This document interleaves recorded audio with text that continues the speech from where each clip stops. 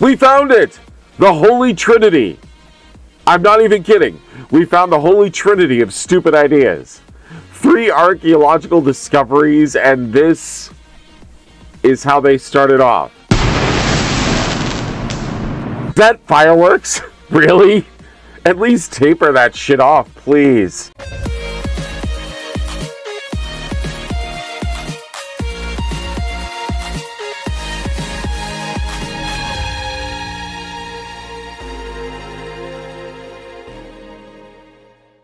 Before we get started, you all need to thank me for this one, okay? Because these two, and mostly the woman in this, are so long-winded, it's painful to watch. She repeats the last 3 things she says, adds a 4th line, and the husband says something, and she repeats the last 3 things she says, adds 1 more thing, husband says something again, and repeat this for a stupid amount of time. Like, I'm having to cut out 4.5 minutes of babbling and stumbling just to get less than 1 minute of actual content out for this first clip. It takes 5.5 minutes to even know what the hell they are talking about. Here, just watch this clip. Okay, you ready? I think I'm ready. Let's go. All right, this first one is about a finding that they found in one of the tombs in Jerusalem. Okay. So way down the bottom, they find in this little pot 2 little scrolls. Okay. Now these scrolls are made of silver, not paper. And as they're unrolling these 2 scrolls, okay, they see that the Hebrew writing on these scrolls was dated in like the First Temple period. Okay. Which would actually be during Solomon. So these are older than what they found than those that actually they wrote the Bible from the Dead Sea Scrolls. Well, the scrolls, they found Hebrew writing of YHVH, right, which is the secret name of God. It means Yahweh. Right. So why does this prove that the Bible is real? There's like evidence of Hebrew writing and scriptures that are actually in the Bible that are so old. So there is a lot to unpack here, like a stupid amount to unpack. First of all, we didn't write the Bible from the Dead Sea Scrolls, like at all. To think that is just the most naive thing you could say. It's just plain wrong by all accounts. So these 2 dimwits don't get to tell anyone anything until they actually educate themselves a little bit. That being said, what these 2 are talking about is the Ketef Hinnom scrolls, which have a couple of verses on them from the Bible in the book of Numbers, chapter 6, verse 24 to 26, which read, "The Lord bless you and keep you. The Lord make his face shine upon you and be gracious to you. The Lord turns his face towards you and give you peace." Which is something I would not be shocked to see in a tomb from that time. But what does finding this mean?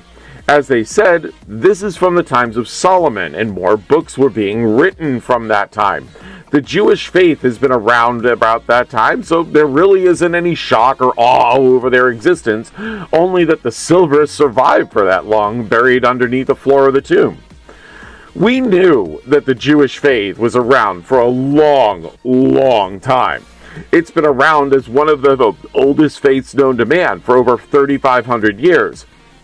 So the question of the Bible being true has nothing to do with how long people have believed these kinds of things.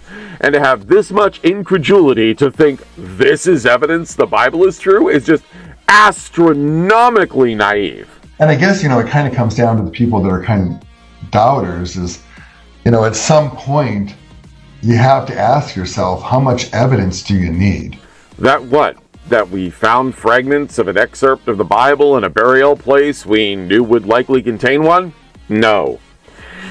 This is a great find, don't get me wrong, but there's no new information here. So the next one that you have for us, I know there's evidence in the Bible that is like the oldest book in the Bible. So this is Genesis. So this is as old as you can get, right? Yeah. So what is... And right at the beginning, this is Genesis 2. Right, and it's the Garden of Eden. Yeah. Right around the Garden of Eden. Yeah. So what did they find? Okay, so please do us all a favor and tell us where it is and why we haven't found the dancing swords that are supposed to be guarding it. Now, in moving on, I need to show you what I meant earlier when I say they are droning on and on and on to add to the sheer length of this video. Let me read this first. Okay, you're going to read something? Yes. Okay. This is Genesis 2:10. Okay. 10 through 14. So a river watering the garden flowed from Eden. Now, is this the Garden of Eden? You just said that. Okay, I'm just the Bible said garden, so I just want to make sure responding to your the garden. Okay, the Garden of Eden. Okay, from there, it was separated into 4 headwaters. Okay. The name of the first is the Pishon. It winds through the entire land of Havilah, where there is gold. Ooh. The gold of that land is good, and aromatic resin and onyx are also there. I'll skip over the rest of the reading of the passage for sanity's sake, and yet we can't find the Garden of Eden. I wonder why. So yes, there are 4 rivers, one of them ancient and dried up due to climate changes over the centuries. But now we have access to satellites, and there's no garden there, no flaming swords guarding any special trees. So pointing out the rivers is just saying that people wrote folk tales about things they already knew about. But here's the thing and the problem with all of this. And for this debunk, I'm going to stay entirely biblical, because I don't need to go outside the Bible for this at all. So the Bible says these rivers pointed to Eden. But what happened after Eden? Noah's flood. A flood that massive would have completely changed the landscape of the area and not just wiped one river away, all 4. The entire landmass would have been altered with large and wide rivers, and as all that water would carve out massive canals and valleys in a short time. And don't bother bringing up the Grand Canyon. That wouldn't have formed at all because the water would have gone in a different direction out of that area. But the point is, none of the rivers would still exist, and all of it would have been washed away under that much water damage to the planet. So the fact the rivers are still there is more evidence there was never a garden and never a flood. Good job. So what's the last one? This next one I just love. I mean, I just love everything about Jesus. I mean, I just... You do? Yeah, I mean, I just, love the guy. I just love the guy. I mean, just his life and what he stood for. And, the more that I research Jesus, it's just, I mean, he was just so cool. Jesus was cool, man. So cool. He preached and stuff. And everything he did, man.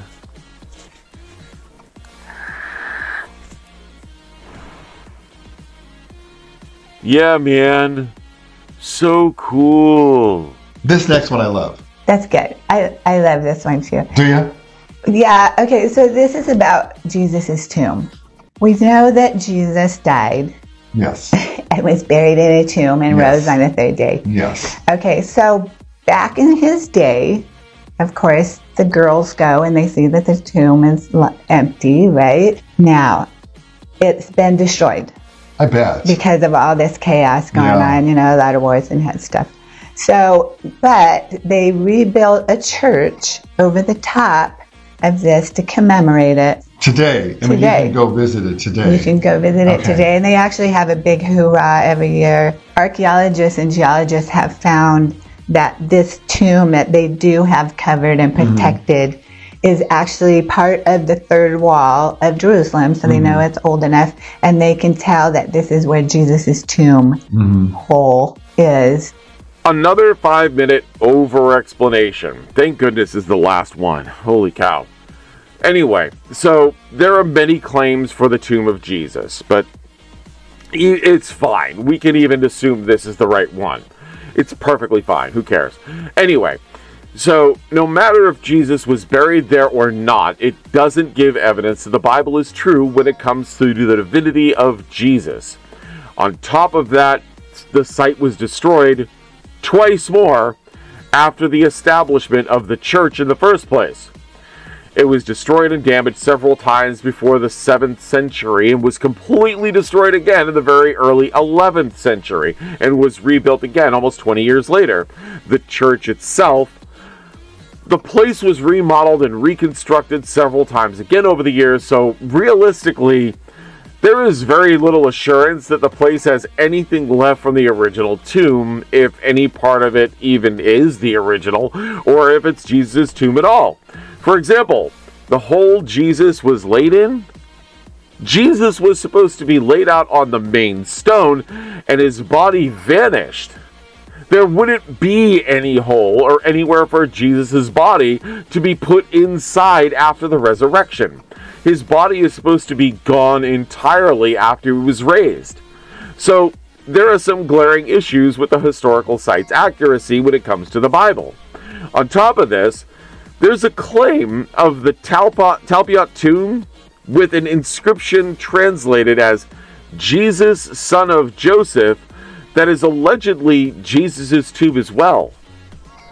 People have occasionally claimed to have found several different artifacts and discoveries, but these three, the pair have come up with, are, well, they're not good. Not good at all if the intent is to prove the things in the Bible are true. And just to recap, putting a tiny scroll in a tomb isn't strange or unheard of, and definitely don't eat it.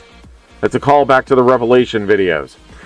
Just because some ancient people named a few rivers in a mythological story doesn't mean the story is true. And just because someone thinks a dude was buried in a hole doesn't mean God walked the earth. Demon, Sup? I feel this episode of Faith and Find Out is just going to be a little short. Maybe.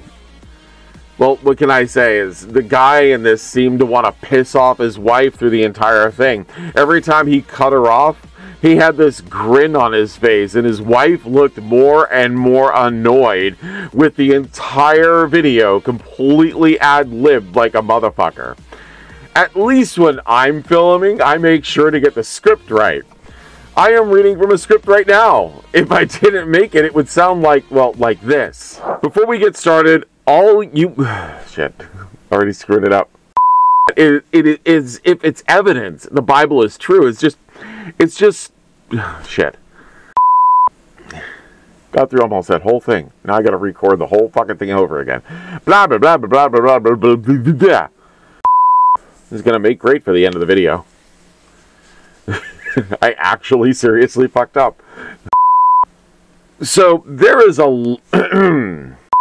that what? We found... that to add to their fuck. So yes, there are 4 rivers. One of them seem... on and on to add things. Add things. Why do I keep saying add things? Fuck me. Can't believe I'm vaping in this video. Oh god, that was stupid.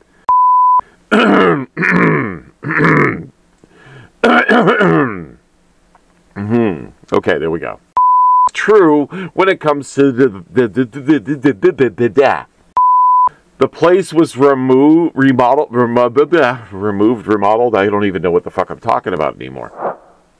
Well, I am Corsi, and this is the Fluffy Atheist. Pet those like and subscribe buttons, and remember, if you faith around, I'll help you find out what the Bible actually says.